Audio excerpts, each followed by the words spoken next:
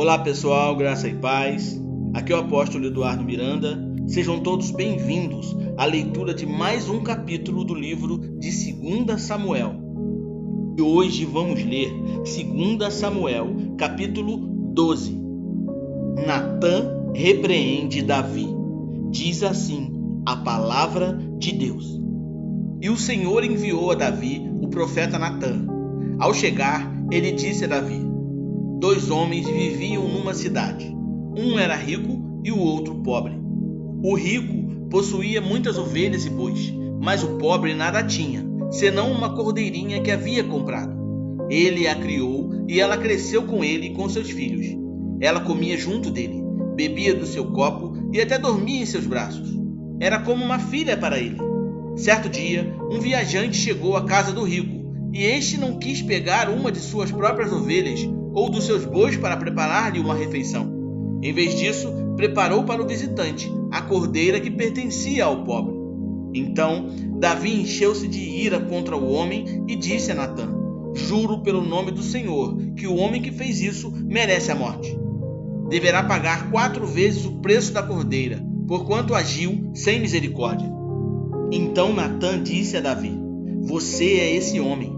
Assim diz o Senhor, o Deus de Israel: eu o ungi rei de Israel e livrei-o das mãos de Saul. Dei-lhe a casa e as mulheres do seu senhor. Dei-lhe a nação de Israel e Judá. E se tudo isso não fosse o suficiente, eu lhe teria dado mais ainda. Por que você desprezou a palavra do Senhor, fazendo o que ele reprova? Você matou Urias, o hitita, com a espada dos amonitas e ficou com a mulher dele.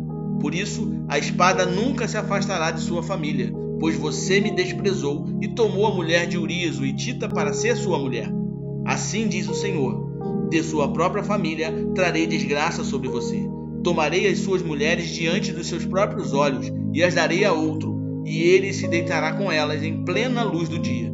Você fez isso às escondidas, mas eu o farei diante de todo Israel em plena luz do dia. Então Davi disse a Natã: pequei contra o Senhor. E Natã respondeu: o Senhor perdoou o seu pecado, você não morrerá. Entretanto, uma vez que você insultou o Senhor, o menino morrerá. Depois que Natã foi para casa, o Senhor fez adoecer o filho que a mulher de Urias dera a Davi. E Davi implorou a Deus em favor da criança. Ele jejuou e, entrando em casa, passou a noite deitado no chão. Os oficiais do palácio tentaram fazê-lo levantar-se do chão, mas ele não quis e recusou comer. 7 dias depois, a criança morreu. Os conselheiros de Davi estavam com medo de dizer-lhe que a criança estava morta e comentavam: enquanto a criança ainda estava viva, falamos com ele e ele não quis escutar-nos. Como vamos dizer-lhe que a criança morreu? Ele poderá cometer alguma loucura. Davi, percebendo que seus conselheiros cochichavam entre si, compreendeu que a criança estava morta e perguntou: a criança morreu? Sim, morreu, responderam eles. Então Davi levantou-se do chão, lavou-se, perfumou-se e trocou de roupa. Depois entrou no santuário do Senhor e adorou. E voltando ao palácio, pediu que lhe preparassem uma refeição e comeu. Seus conselheiros lhe perguntaram: por que ages assim? Enquanto a criança estava viva, jejuaste e choraste, mas agora que a criança está morta, te levantas e comes. Ele respondeu: enquanto a criança ainda estava viva, jejuei e chorei. Eu pensava: quem sabe, talvez o Senhor tenha misericórdia de mim e deixe a criança viver. Mas agora que ela morreu, por que deveria jejuar? Poderia eu trazê-la de volta à vida? Eu irei até ela, mas ela não voltará para mim.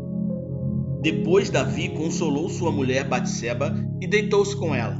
E ela teve um menino, a quem Davi deu o nome de Salomão. E o Senhor o amou e por isso enviou o profeta Natã para dizer a Davi que o menino deveria chamar-se Jedidias.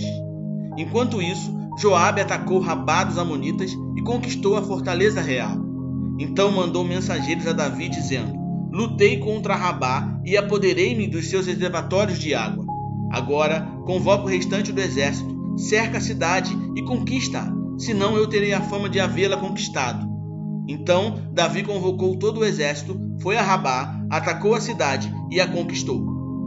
A seguir, tirou a coroa da cabeça de Milcom, uma coroa de ouro de 35 quilos, ornamentada com pedras preciosas, e ela foi colocada na cabeça de Davi.